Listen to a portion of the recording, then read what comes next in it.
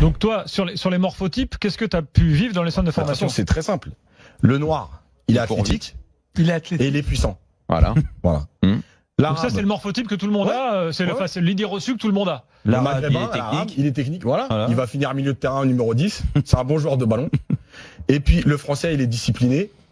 Voilà, il est sérieux partout, quoi. Et quand on regarde dans les buts, si jamais. Parce qu'on en avait parlé. Mais ça, c'est incroyable. Quand on regarde les sélections de jeunes, équipe de France U16, U17, U18, il faut prendre les compos et regarder.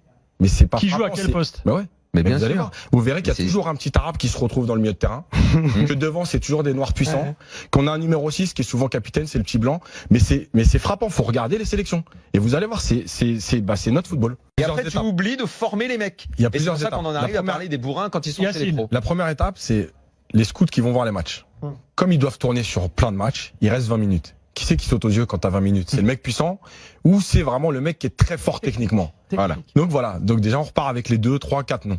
Mais on n'a rien vu des autres, c'est-à-dire qu'il y a peut-être un petit qui est caché là, qui est super intelligent, qui est pas encore développé physiquement, mais qui commence à comprendre des choses. Un petit Jérôme Bretagne qui a pas encore grandi à 14 ans. Mais si pendant les 20 minutes t'as pas brillé, mon Dieu, c'était vraiment ça. Voilà. Parce qu'on regarde pas les déplacements, on va regarder celui qui saute aux yeux. Exactement. Donc ça c'est la première chose. Donc effectivement, celui qui est un peu plus intelligent, déjà il est mis de côté au moment du premier recrutement, premier écrémage.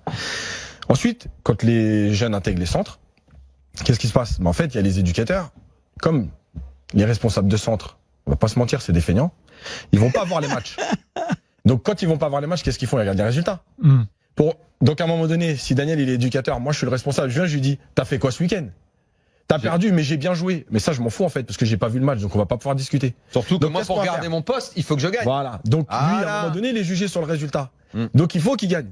Pour gagner en U13, c'est plus facile de prendre 2-3 costauds qui vont traverser le terrain que de travailler sur un an, d'essayer de faire réfléchir. Et la dernière chose, c'est quand on dit, parce que c'est le cliché, et il y a eu des phrases qui ont été dites quand même en France il y a pas longtemps, le noir il est athlétique, presque pas intelligent.